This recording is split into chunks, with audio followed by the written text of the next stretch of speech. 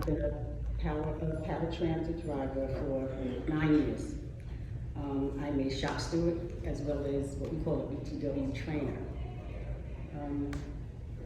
When we're out there on the road driving persons with disabilities, if we pick them up from, say, their homes or the doctor's offices or wherever we pick them up from, if we pick them up to deliver them to a location, we must pick them up to take them back to homes or wherever they have to go.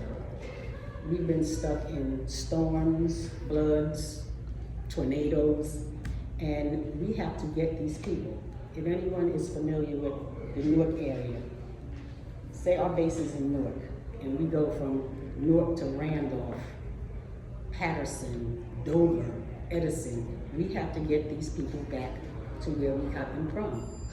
Sometimes we are trapped on these vehicles, trapped on roads when the parkway shuts down or New Jersey Turnpike shuts down or 280 shuts down. We still have to get these people by any means necessary. So we get them. Sometimes our families are stranded, our children are stranded at daycare centers, and we incur all kinds of fees, late fees.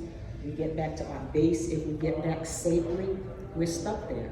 A lot of our drivers take public transportation. If transportation is shut down, we're stuck at our base.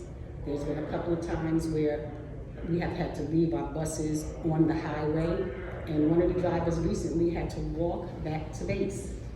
There was a time not too long ago where we had a bus full of disabled persons. We picked them up from a adult training center. It took hours and hours to get them back home. They were stranded. Their parents, their caregivers were under duress. You have a driver, no aide, just a driver, who has to try to keep these passengers calm, and they don't understand what's going on. All they know is they want to get off, I want to go home, I want to go home, but you can't get them home. It was hours, and then by the time the drivers dropped them off, got back to base, they were stuck. They couldn't get home. Transportation had shut down, there was no Uber, there was no Lyft, so they were at the mercy of transportation. So no one else could get to work to fill that next slot. They had to start the madness all over again. So if we are not essential workers, I'd like to know who is. We were in the pandemic.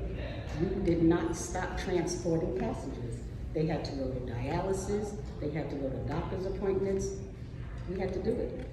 So I would hope and pray that this bill would pass this time and you would give the paratransit drivers some relief. I'll be brief. I'm Connor. I'm the political director with United Service Workers. I just wanted to answer some questions that we've been getting about the bill that I think it might be helpful. Sheila is one of our paratransit drivers. She's a great shop steward. She's a great representation of the folks that we represent through the Access Link program. We've got drivers from Bergen County all the way down to Cape May who they serve the most vulnerable New Jerseyans. It's folks who don't have access to traditional public transportation, but the American with Disabilities Act provides this. So it's a lot of folks, as Sheila mentioned, who are going to life crucial services, including dialysis, including chemo. So how this bill came about was in 2020, Assembly Bill A 1155 was passed, which required folks, I think there had been a situation where, as Sheila mentioned, folks had been stranded and some passengers had been stranded at a dialysis center. And because at that time they were pulled off the road, there was not paratransit drivers to go pick them up. We do understand the importance of, you can't leave people at chemo and all this kind of stuff during the bill, but at that time there was nothing. We represent a lot of DPW. Anytime that there's a state of emergency or weather emergency and you're asking folks to come in, it's relatively traditional that they get some sort of premium pay or incentive. It's not just because it's to acknowledge what they're doing. A lot of the situations that Sheila brought up where there are childcare issues, there are transportation issues that come up around these storms. So that's why that portion of this was not addressed through the legislator. When we've tried addressing it through contract negotiations, they point back and saying this was not something that we asked for. The state told us that we had to get it out. Go get the state to make sure that you guys are getting incentivized.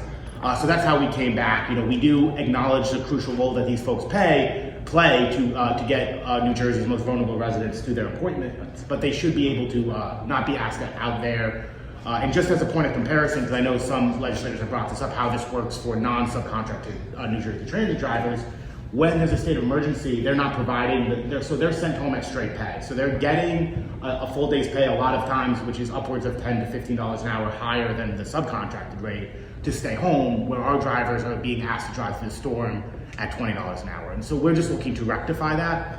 And then I know the other question that we've got is that there was some question about why this was not just being limited to paratransit drivers, but also road supervisors and mechanics.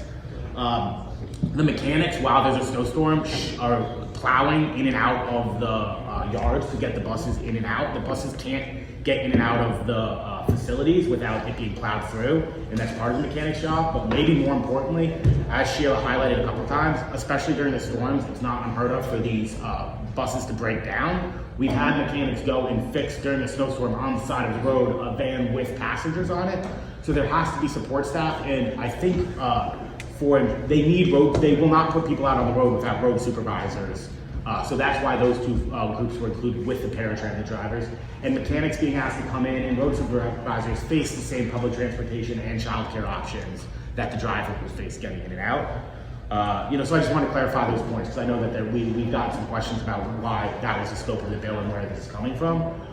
So again, this is when A1155 was passed to get these people out on the road. We understand the importance of that, but we do think the drivers, as is traditional for union contractors, that they get some sort of premium pay during a storm, especially when all of the drivers are being sent home.